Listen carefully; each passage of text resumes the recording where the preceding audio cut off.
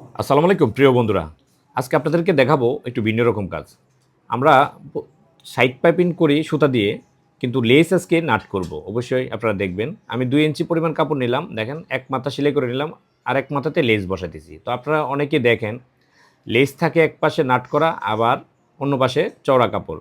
তো আমি এই ডিজাইনটা তুলে ধরলাম। অবশ্যই আপনারা দেখবেন, দেখে সহজেই শিখে নেবেন। দেখেন, আমি একটা মাথাতে লেস বসাইতেছি।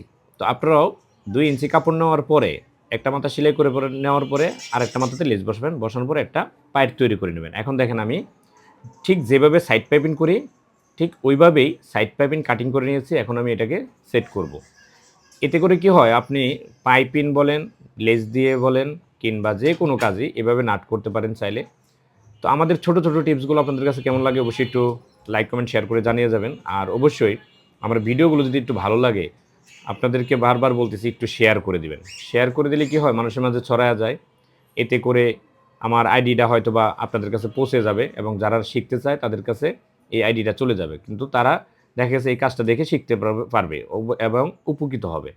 তো আপনারা যদি চান আপনি নিজেও শিখেন, অন্যকেও শিখার সুযোগ করে দেন। অবশ্যই দেখা গেছে একজনে দেখে যদি শিখতে পারে তার উপকারে আসবে।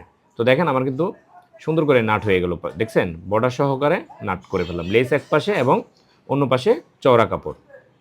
তো আপনাদের কাছে এই ডিজাইনটা কেমন লাগলো? অবশ্যই যদি শিখতে পারেন অবশ্যই জানাবেন। আর অবশ্যই নিত্য নতুন ভিডিও দেখতে পাবেন। আসসালামু আলাইকুম।